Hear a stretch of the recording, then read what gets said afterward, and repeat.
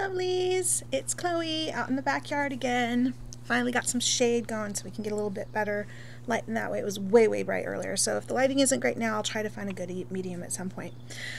I saw this really, three things happened to me in the last few days. Friday, Friday, Saturday, today's Sunday, okay?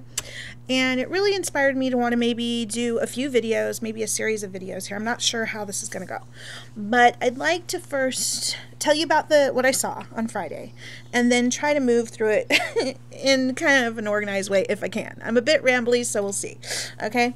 So I'm sure many of you have heard about the size acceptance movement, or have on some level in your life felt a bit of body image issues or had some body shaming type of situation happen in your life. Many women and men, transgenders, whatever, have all kinds of body and personal insight into themselves that are negative bent. And as someone of size and heavy breasted and, short, and having this combination that I have go on top of all that, I have something called sensory integration issues. It basically, I'm on the hyper spectrum of it, where that for me, it's a combination of some aspects of sense of smell when it comes to chemicals, not everything, sound, and texture, skin, pressure on my body. My mind cannot tone down or shut off that kind of stimulus.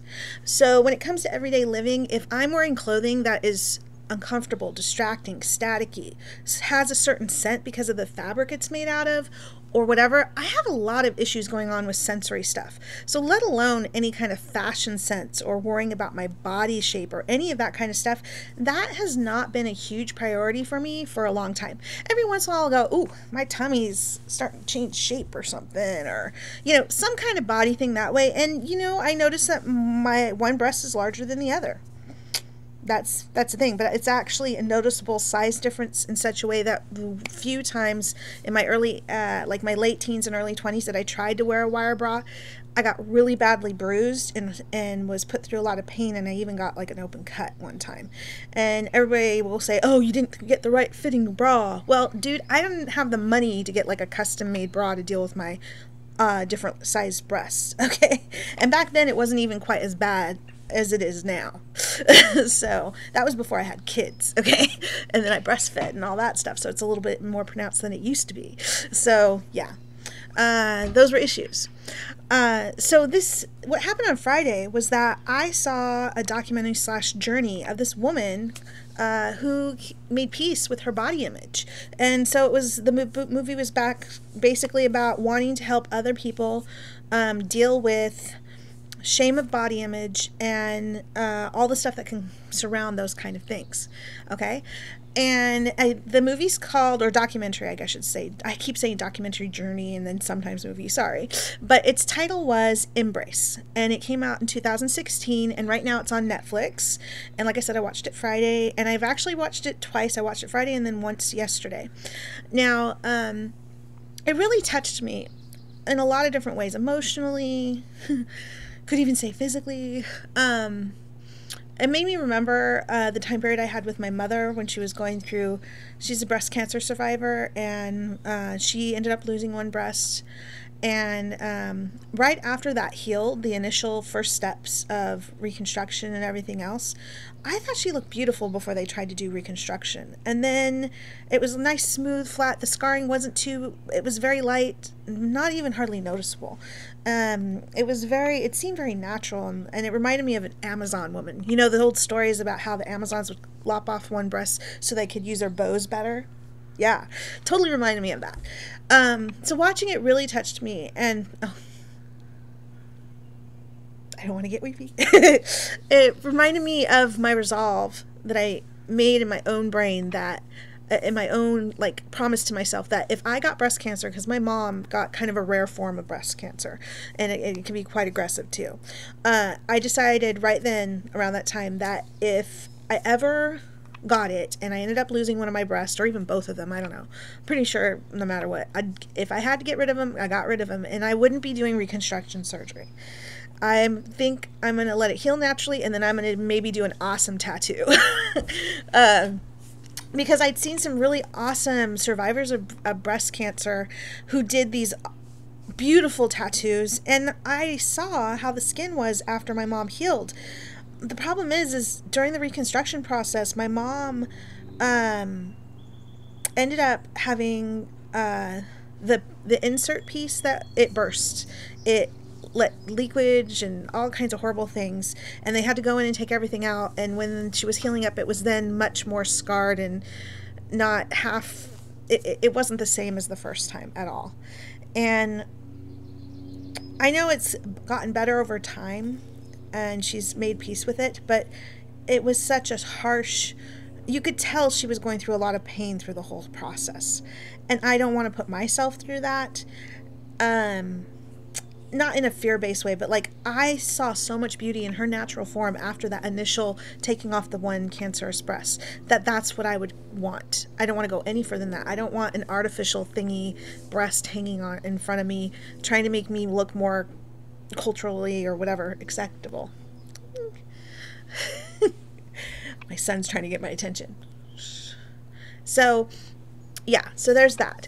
It brought a lot of memories for that, this Embrace show. She has a section of it where she got to spend some time with cancer survivors, and they went swimming, and she got to see, well, go watch it. You'll see the scene I'm talking about. It was awesome, and it'll touch you just as deeply as it touched me, hopefully, if you have any kind of identification experience in that kind of way. And even if you haven't, it might click on something for you, make you think about things. Okay, so body acceptance, right? And my weird issues. So one of the other topics that movie brought up was the media and the things. And as you know, as an Oracle reader, we have all this beautiful artwork, right? Even the Fae magazine, which I love. There's a couple different ones out of there, but so much of it is this model thin, perky breasted, kind of tall, really sexy look. And there's nothing wrong with sexy or all those beautiful women or anything like that. That's just one part of our society, though. And when you look at the nature spirits and say Brian Froud's fairy oracle, and there are a lot of people who are into Fae who really feel that Brian Froud captured much of the essence of Fae through his artwork. And you can, of course, buy his art pieces as nice framed pieces to have on your wall or murals and stuff like that. Go for it.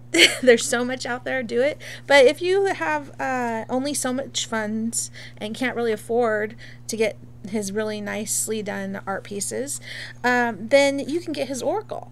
And you can look through. There's so many, there's all variety of body types in this oracle. Dude, there's people with frog legs in here, right? And in the back, there's some. And there's all varieties, all looks, all kinds of people. But the thing is many of them may lean and all that kind of, but then there's also old and young and everything in between. Otherworldly beings, right? It's not, here's some old dude. I love his nose. It's like prominent out there. Probably uses sense of smell to get around too, on top of everything else. I mean, I love this representation. It isn't just young Victorian little flower fairies. Here's a really, really lean, almost no bust, or no bust. Maybe even male instead of female. It could be either, right? I love this. I love it. I want to find oracles and representation that represents everybody, okay? This was one of the ideas that hit into my head, especially when I saw that part about media and the magazines and all that kind of stuff. I mean, I was aware of it before through some of my research around the time when I read the book Health at Every Size. I went around looking for other representations. And I admit, a lot of these guys are very lean. This guy's got a bit of pot belly. Love it. Let me see. There were some really awesome pieces in here. Let me see.